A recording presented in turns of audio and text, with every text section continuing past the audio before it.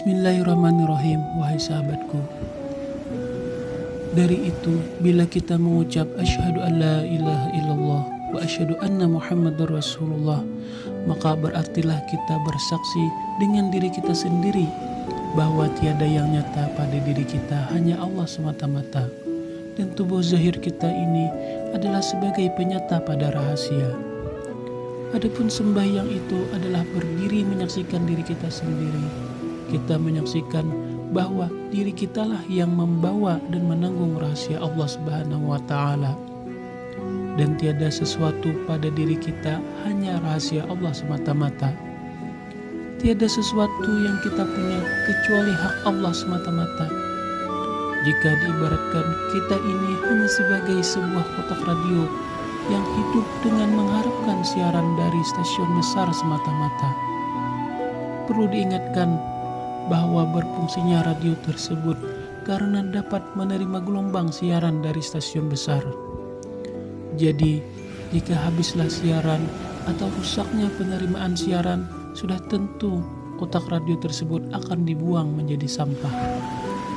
Maka begitulah kita akan berguna di sisi Allah jika kita dapat menanggung amanah rahasianya itu, dapat berfungsi dan bertindak mengenal diri kita sendiri. Karena bila saja kita dapat mengenal diri kita, maka dengan itulah pula kita dapat mengenal diri Allah. Seperti firman Allah di dalam hadis qudsi, "Man 'arafa nafsahu faqad 'arafa rabbahu." Barang siapa mengenal dirinya, maka kenallah Tuhannya. Oleh karena itu, jika kita tidak mengenal diri kita, maka kita adalah lebih hina daripada sampah di sisi Allah. Adapun sembahyang itu bukan sekali berarti menyembah, karena bila sebut sembah maka sudah tentu membawa pengertian bahwa ada yang menyembah dan ada pula yang disembah. Dan tiap-tiap yang disembah sudah pasti ada di hadapan yang menyembah. Justru itu, bagaimana halnya dengan Allah yang bersifat bersalahan dengan benda-benda itu wujud di hadapan untuk disembah. Dan jikalau Allah di hadapan, maka artinya Allah bertempat. Jika etikat ini, maka kafirlah jadinya.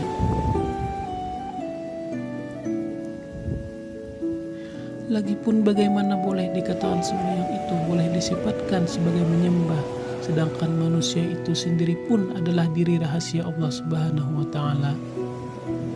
Oleh karena itu, maka dapatlah disimpulkan bahwa sembahyang itu sebenarnya adalah suatu istiadat menyaksikan diri sendiri, dan sesungguhnya diri kita itu adalah diri Allah semata-mata pada hakikat.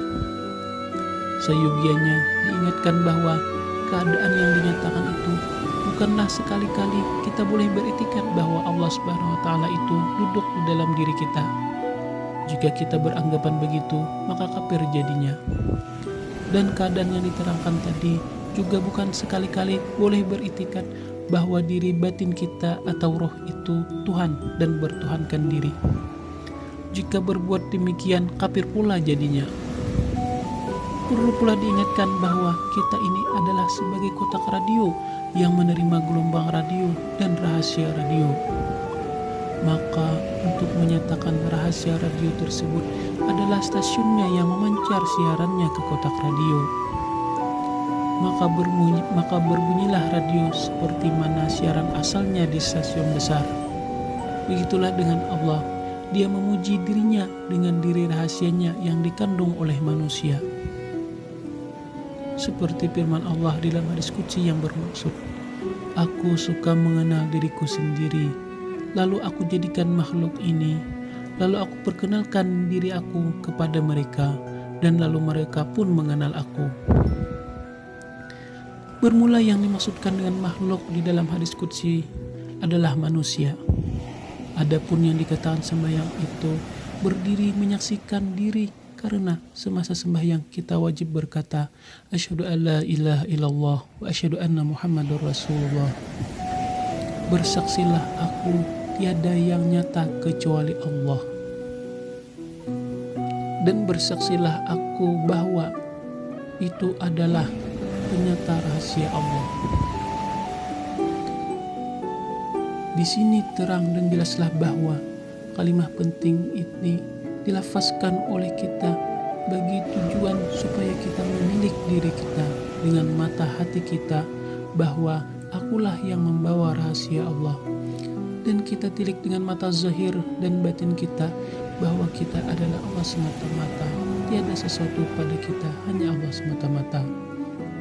Ucapan penyaksian ini bukanlah saja dilafazkan oleh lidah, malahan dikatakan bersama oleh semua anggota zahir dan batin kita. Masing-masing serentak berdiri menyaksikan diri adalah Allah semata-mata.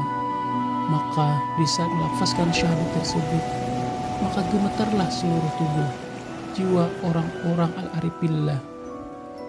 Dan maka di saat itu terasalah oleh mereka suatu kelezatan yang amat sangat. Tiada bahasa yang bisa diterangkan di sini kecuali diketahui sendiri oleh mereka yang pernah mengalami dan sampai pula ke martabatnya. Untuk menegaskan hal ini, Allah Subhanahu wa taala telah berfirman di dalam Al-Qur'an surah Al-Anfal ayat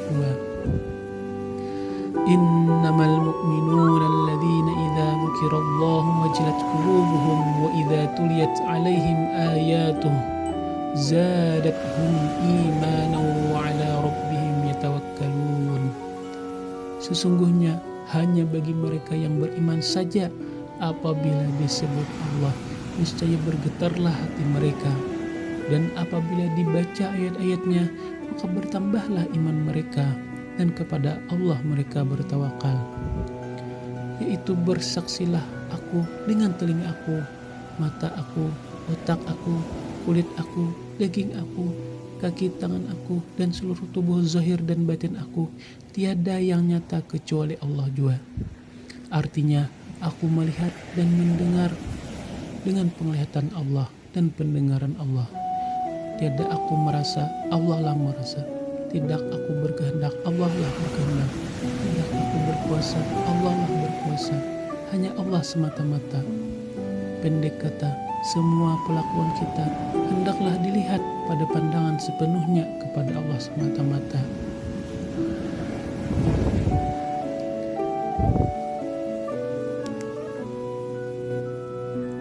Di dalam gambar tersebut bermakna Allah itu berdalilkan Muhammad, di mana Allah itu dikandung oleh Muhammad. Tiada nyata Allah tanpa zahirnya Muhammad. Sesungguhnya Muhammad itulah penyata bagi diri Allah. Allah menyatakan dirinya dengan manusia yang bernama Muhammad.